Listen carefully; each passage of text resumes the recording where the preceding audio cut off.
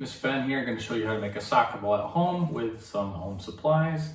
All you need is a towel or a couple shirts, and then a bunch of grocery plastic bags. First thing you're going to do is wad up your towel, put it in the bag. Try and make it so it's a round shape. Go ahead and tie it off. Squeeze the air out. Double knot. Put it inside another bag.